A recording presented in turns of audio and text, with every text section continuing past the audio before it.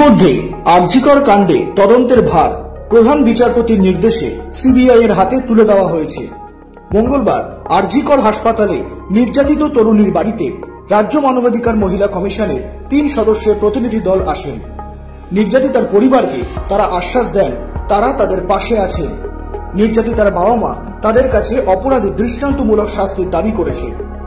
এদিন সাংবাদিকদের মুখোমুখি হয়ে মহিলা কমিশনের সদস্যা সুভদ্রা মুখার্জি বলেন, মহিলা কমিশনের সদস্যরা সমস্ত রিপোর্ট কমিশনে জমা দেবেন এবং নির্যাতিতার পরিবার যাতে সঠিক বিচার পায় এবং অভিযুক্তরা যাতে দৃষ্টান্তমূলক শাস্তি পান তার ব্যবস্থা করবেন। সেই সঙ্গে তিনি বলেন, মহিলা কমিশনের চেয়ারম্যান লীলা গঙ্গোপাধ্যায় নির্যাতিতার বাবা মার সাথে এর আগেও ফোনে যোগাযোগ করেছেন। এদিন তিনি বলেন, আমাদের সিপি ম্যাম সব কথা বলেছেন। লীনা গাঙ্গুলি উনি এসেছিলেন, কথা বলে গেছেন।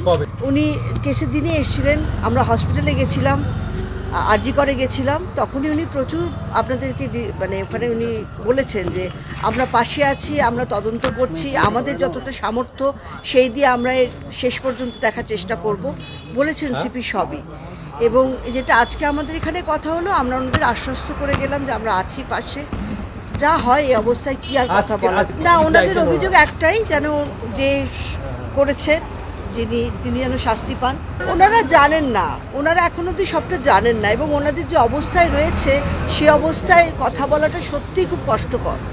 তো তাই জন্যে ওনারা বললেন যে যেন তারা শাস্তি পায়, বা যে বা যারা তারা যেন শাস্তি পায়।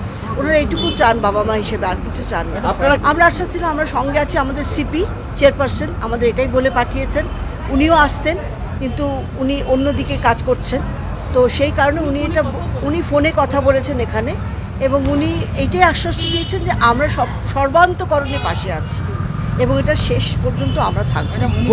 সব তো আমরা এক্ষুনি কিছু বলতে পারছি না, কারণ দেখুন সবটাই তখন তদন্ত চলছে, আপনারাও জানেন, সবাই জানেন, কিন্তু এখন তদন্ত চলছে।